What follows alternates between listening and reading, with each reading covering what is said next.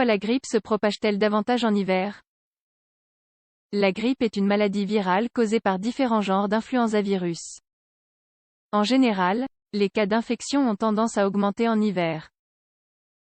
Pourquoi? Nous l'expliquons ici. En temps de pandémie, la Covid-19 a monopolisé tous les médias et la recherche au niveau mondial. Malgré cela, nous avons encore d'autres virus en circulation qui, bien que moins dangereux, provoquent un malaise exceptionnel et des affections graves. C'est le cas de la grippe, une maladie qui se propage souvent en hiver. En plein été, avec l'augmentation de la température, vous vous demandez peut-être, pourquoi la grippe atteint-elle un pic en automne et en hiver, et disparaît-elle pratiquement au printemps? Dans cet article, nous essayons de vous donner la réponse. Un tableau clinique de la grippe, des formes multiples. La grippe est une maladie infectieuse causée par différents genres d'influenzavirus.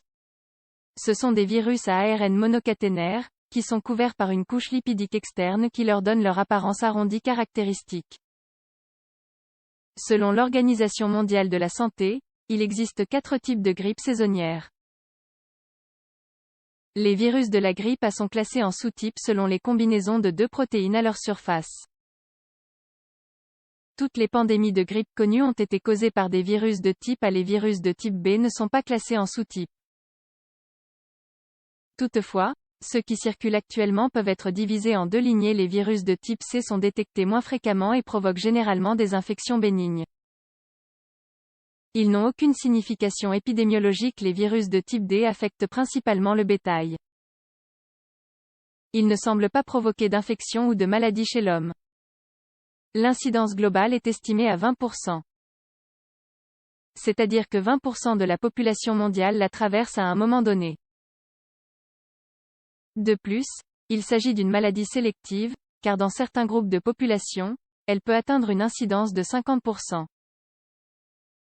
En raison de son importance épidémiologique, la grippe a fait l'objet de multiples études. La grippe et la météo. Une étude publiée dans la revue scientifique PLOS Pathogens explique la relation de la grippe avec les facteurs climatiques.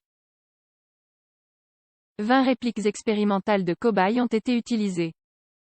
Un certain nombre de cobayes malades de la grippe ont été trouvés dans divers habitats, et dans d'autres adjacents aux cobayes malades, en contact avec l'air, des groupes sains. Les différents groupes d'échantillons de cobayes sains et malades ont été soumis à des plages d'humidité relative et de température différentes à température constante.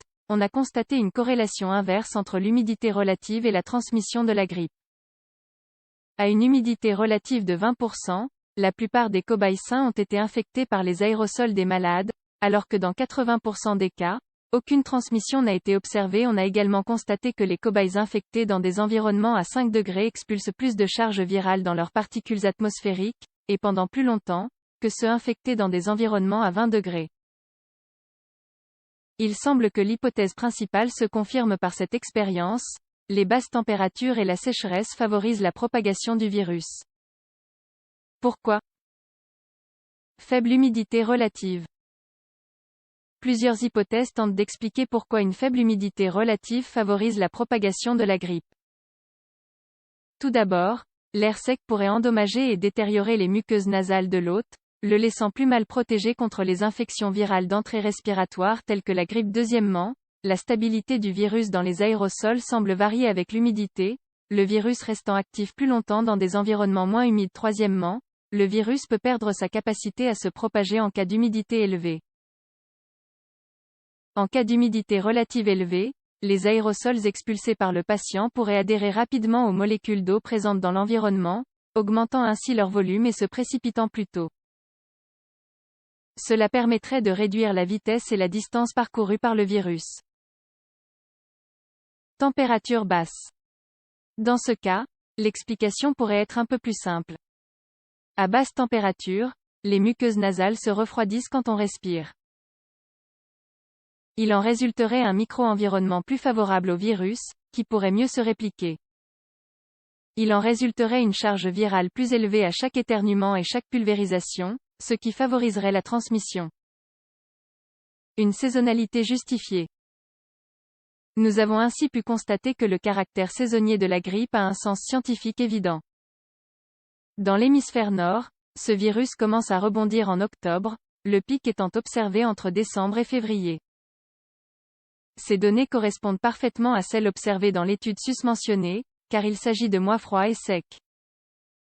Heureusement, l'homme dispose d'un vaccin annuel contre la grippe, ce qui annule presque entièrement son problème potentiel.